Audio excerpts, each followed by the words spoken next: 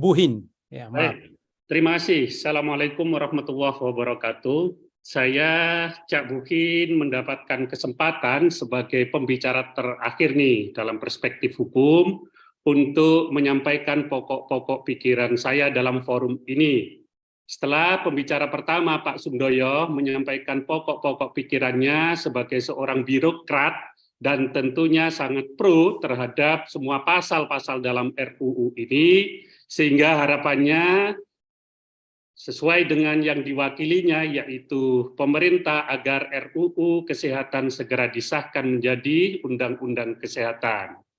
Sementara pembicara kedua, Dr. Caroline, sebagai seorang medikus atau dokter spesialis, mengambil posisi kontra terhadap pasal-pasal dalam RUU, sehingga substansi dan moral konstitusi dalam RUU perlu dikaji kembali.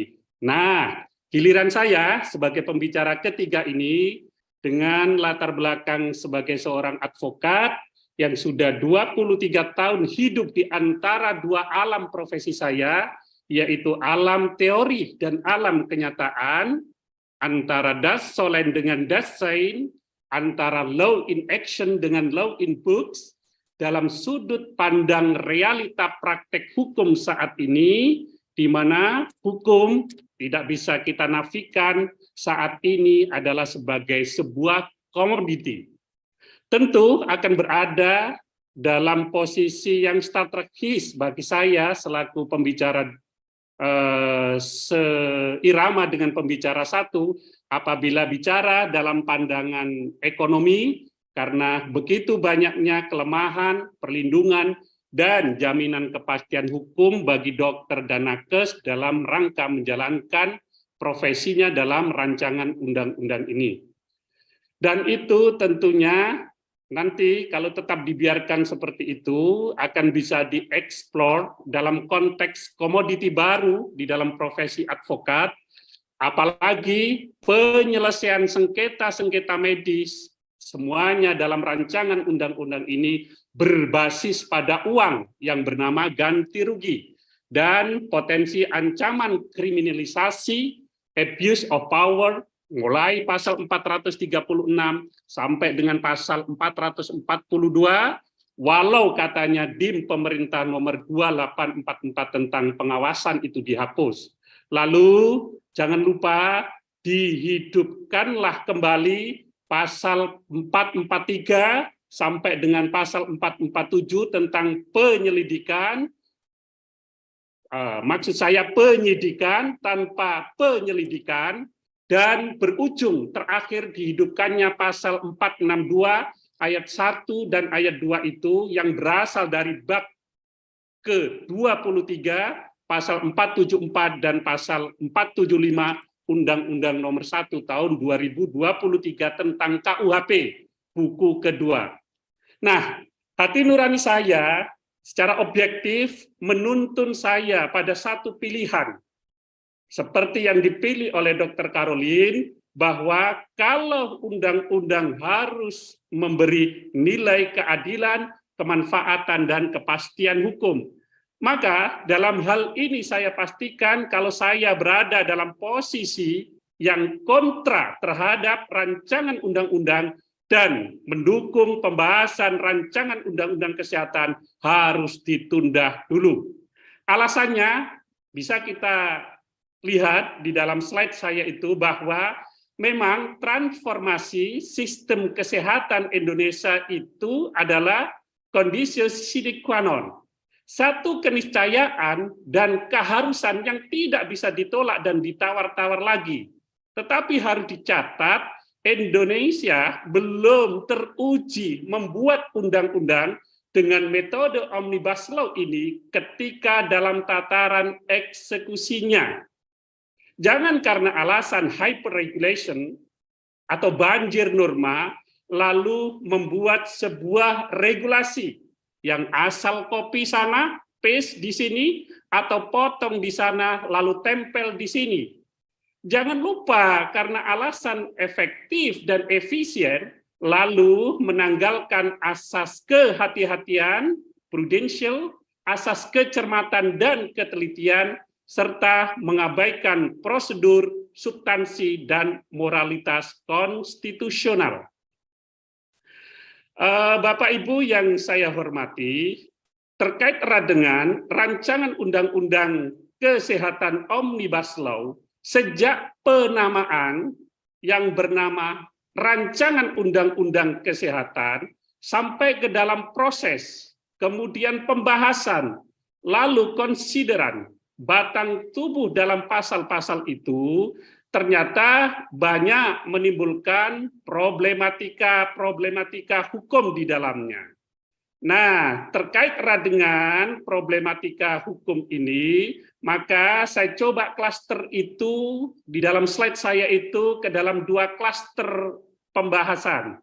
Yang pertama adalah klaster proses lahirnya rancangan undang-undang sampai dengan pembahasan. Klaster yang kedua adalah klaster konsideran dan isi RUU.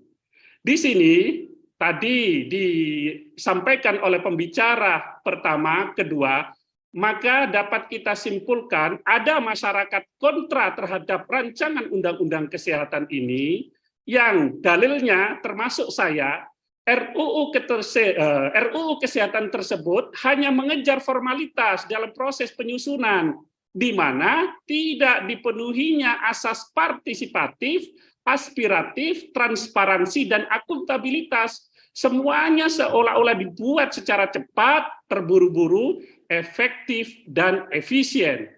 Lalu kita lihat dalil yang disampaikan masyarakat yang pro RUU kesehatan, termasuk pembicara yang pertama tadi. Kalau RUU kesehatan masuk di dalam prioritas Prolegnas 2023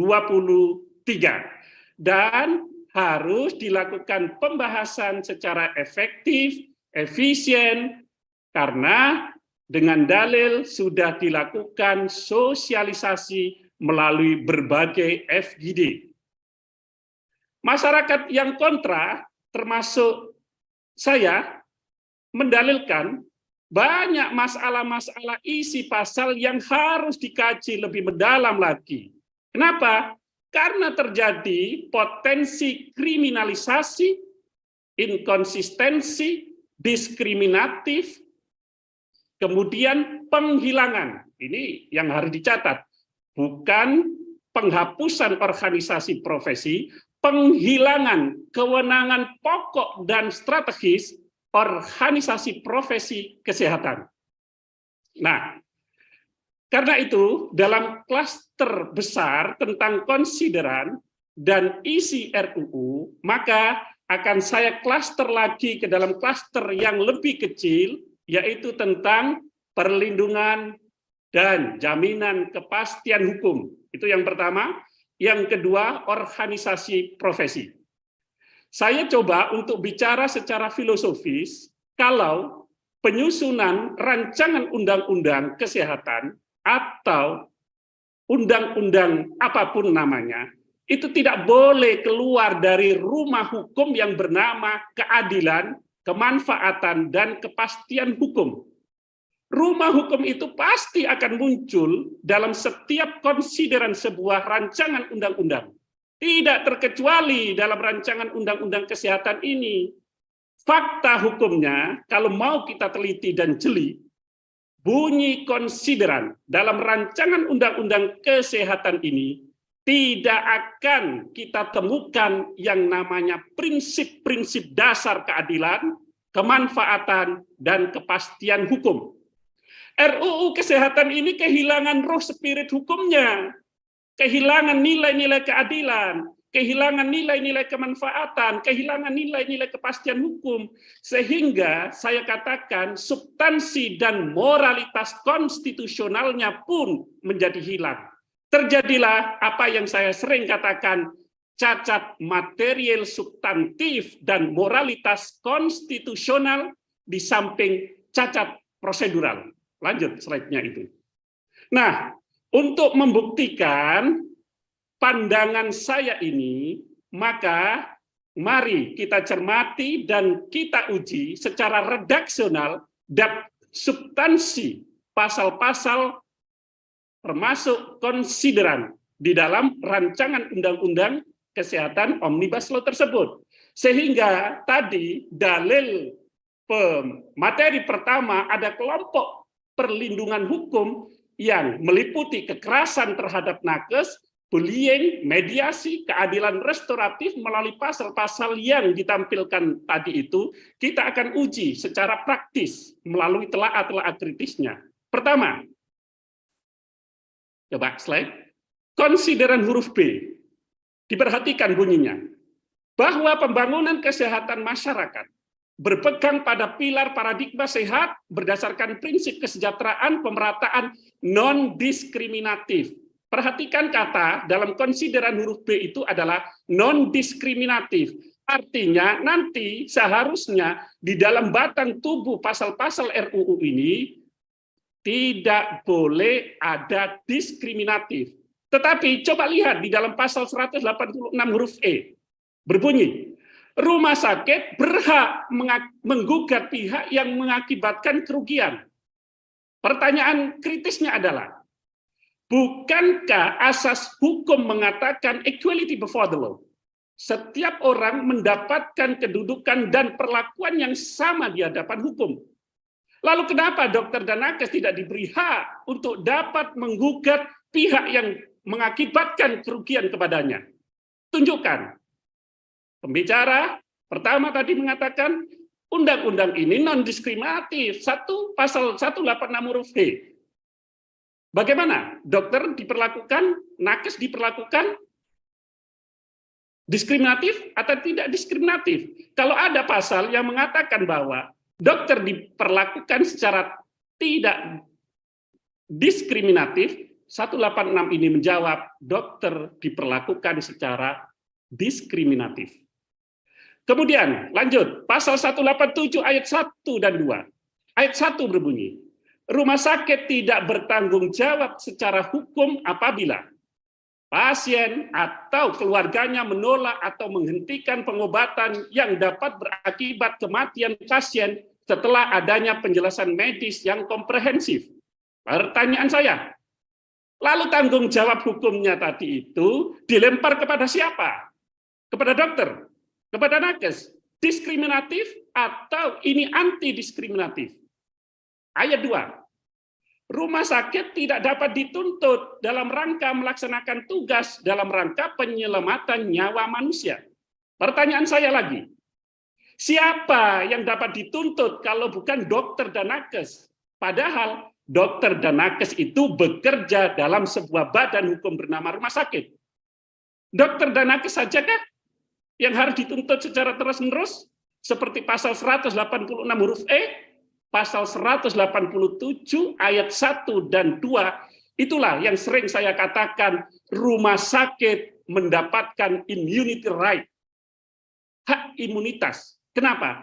Karena di situ selalu mendapat dan terdapat kata lepas dari tanggung jawab hukum, bahkan secara tegas dinyatakan tidak dapat dituntut. Itu adalah contoh-contoh bagaimana batang tubuh pasal-pasal dalam RUU ini yang katanya anti-diskriminatif, tetapi yang terjadi adalah diskriminatif. Coba kita lihat berikutnya tentang terjadinya inkonsistensi pasal di dalam RUU ini. Pasal 188 berbunyi, rumah sakit sekarang bunyinya adalah rumah sakit bertanggung jawab secara hukum terhadap semua kerugian yang ditimbulkan atas kelalaian yang dilakukan oleh tenaga medis dan tenaga kesehatan rumah sakit. Pertanyaan saya, bukankah tadi dalam pasal 187 ayat 1 didalilkan rumah sakit tidak bertanggung jawab secara hukum? Lalu ayat 2-nya didalilkan rumah sakit tidak dapat dituntut. Lalu kenapa tiba-tiba di dalam pasal 188 ini menjadi bunyinya redaksional RUU itu, asal itu rumah sakit bertanggung jawab. Demikian pula pasal 186 huruf E, rumah sakit akan menggugat penyebab kerugiannya. Ini kan tidak konsisten. Lalu coba lihat pasal 285 huruf E itu. Pasien, coba ini tadi disinggung oleh Dr. Caroline. pasien berhak mendapatkan akses terhadap informasi yang terdapat di dalam rekam medis. Lalu pasal 307-nya ayat 2 berbunyi, setiap pasien berhak untuk mengakses informasi yang terdapat dalam dokumen rekam medis. Diulangi dalam 2 pasal. Pertanyaan saya, pasal ini merubah dari hak pasien yang awalnya hanya berhak mendapatkan isi rekam medis, maka pasal ini awalnya adalah rekam medis bersifat tertutup, closed system, maka sekarang dalam RUU ini rekam medis berubah menjadi open system dengan adanya hak akses yang disebut di dalam kedua pasal tersebut. Artinya terbuka selebar-lebarnya.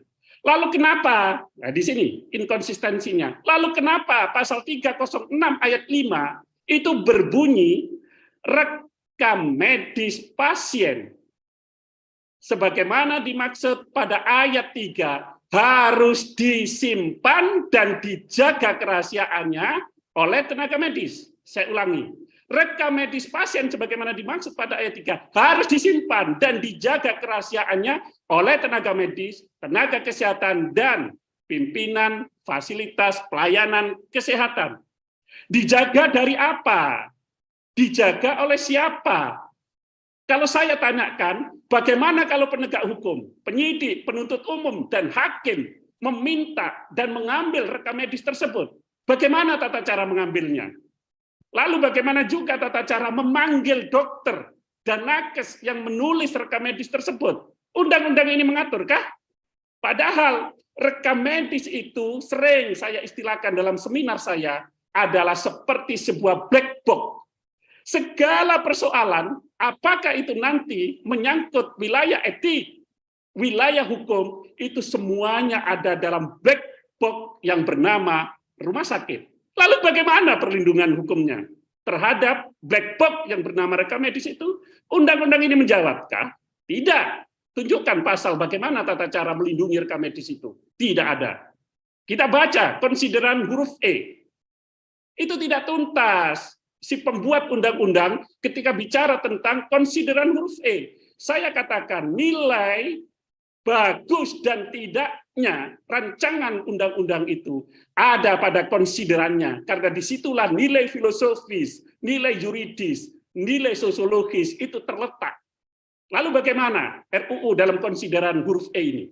Saya baca, saya tunjukkan, berbunyi, bahwa untuk meningkatkan kapasitas dan ketahanan kesehatan diperlukan penyesuaian berbagai kebijakan untuk penguatan sistem kesehatan secara integratif dan holistik dalam satu undang-undang secara komprehensif. Titik. Kelihatannya bagus sekali konsideran huruf E ini. Pertanyaan dasar saya, di mana konsep nilai hukum yang dijabarkan dalam konsideran huruf E ini?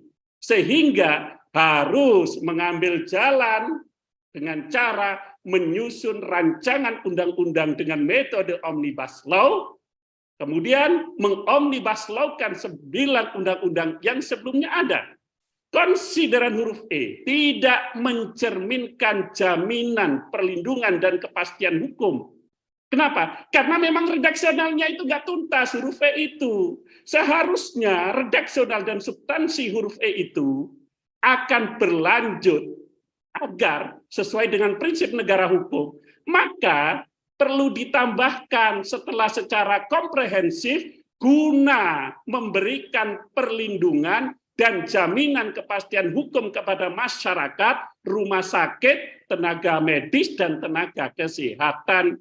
Kalau itu terjadi dan ada di dalam konsideran huruf E, saya percaya bahwa rancangan undang-undang ini dalam pasal-pasal berikutnya akan muncul yang namanya perlindungan dan kepastian hukum. Kemudian, yang lebih penting, yang sekarang menjadi perdebatan secara terus-menerus, adakah pasal-pasal di dalam rancangan 3 menit lagi, Pak Mas Buhin. 3 menit terakhir. Baik. Yang memiliki potensi kriminalisasi ada. Coba pasal 282 ayat 2 yang itu dikatakan sebagai jurus pasal memberikan perlindungan hukum. Pasal 282 ayat 2 ini melindungi dan mencegah masalah atau akan menimbulkan masalah. Coba dibaca itu. Itu pasal akan menimbulkan masalah baru, membuka masalah baru bagi siapa? Dokter dan nakes. Kenapa?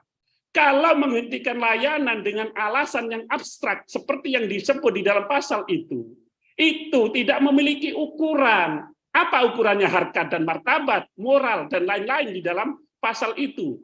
Ingat, membuktikan kebenaran secara hukum atas alasan yang disebut dalam pasal 282 ayat 2 itu adalah dengan memakai yang namanya alat bukti.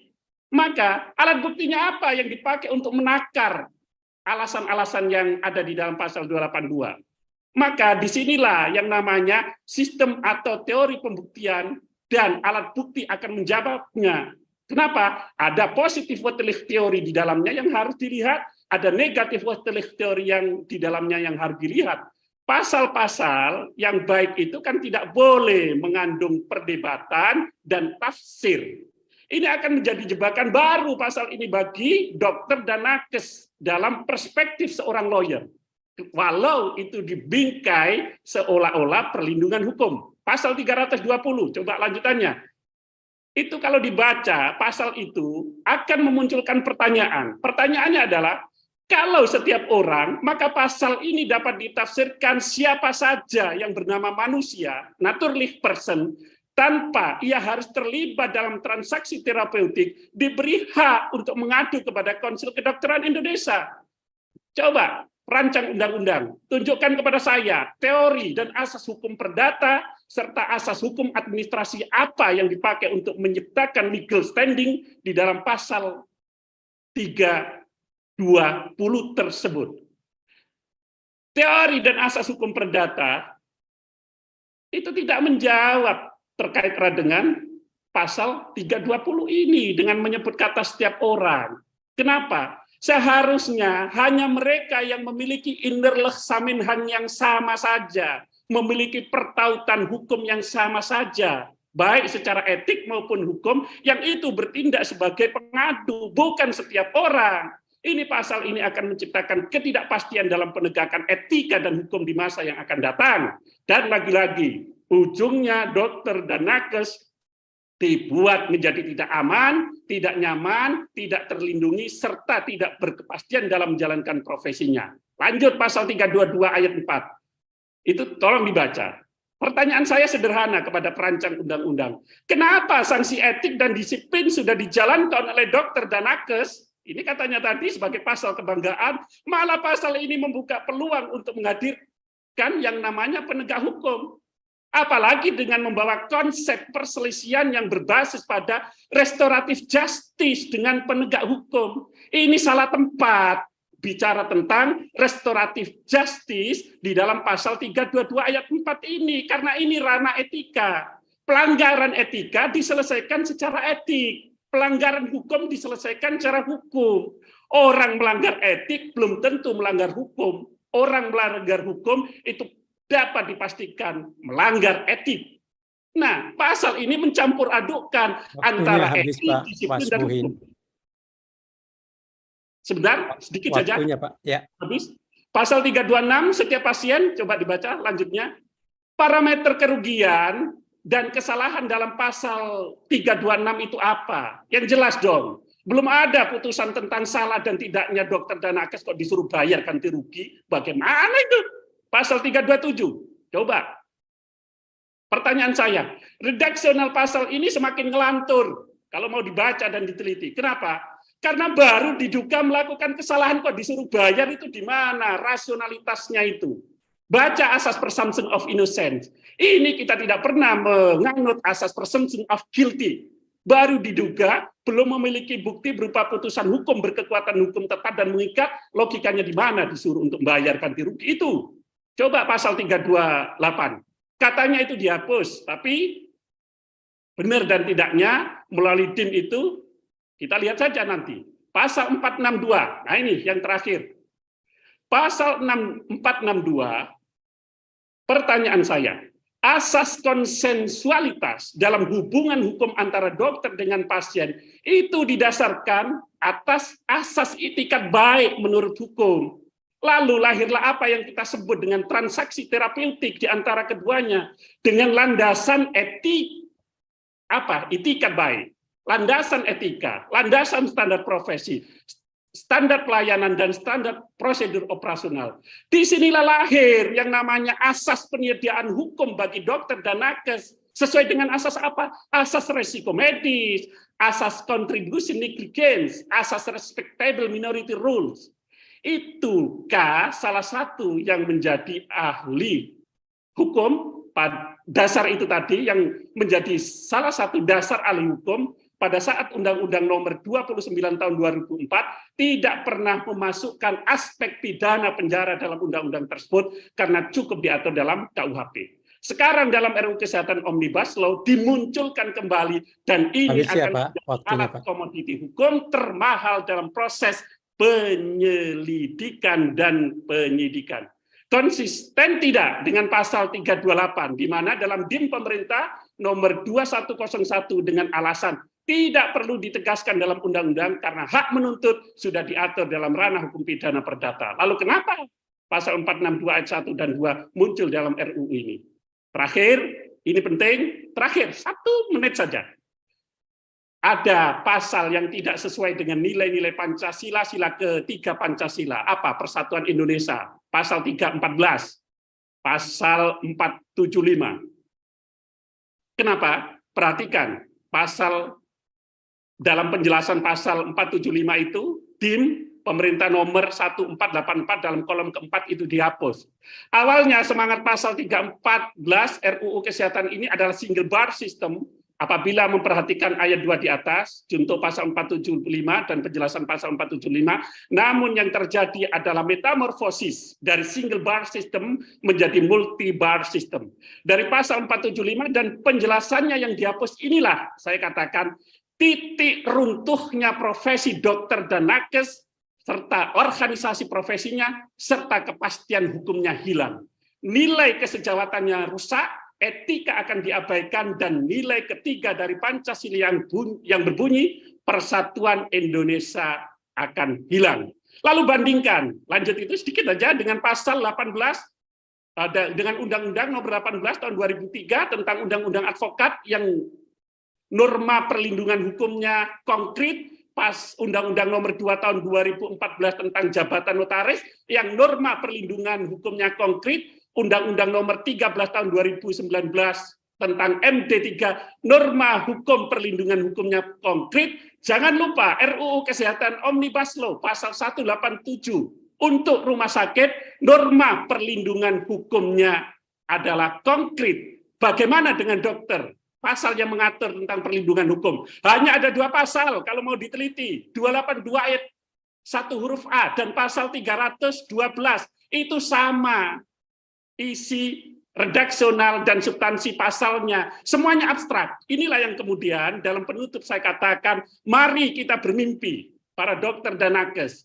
Lanjutkan, mimpi kita adalah nanti pasal 312 itu diubah, bunyi redaksionalnya menjadi tenaga medis dan tenaga kesehatan tidak dapat dituntut, baik secara perdata maupun pidana dalam menjalankan tugas profesinya dengan etikat baik, dan dilaksanakan sesuai dengan etika, standar profesi, standar pelayanan profesi, dan standar prosedur operasional. Lalu mimpi yang kedua yang harus diwujudkan adalah semoga di antara pasal 321 dan pasal 322 yang itu ada ruang hampa, ruang kosong, itu nanti diisi bab tentang tata cara pengambilan rekam medis dan tata cara pemanggilan tenaga medis dan tenaga kesehatan.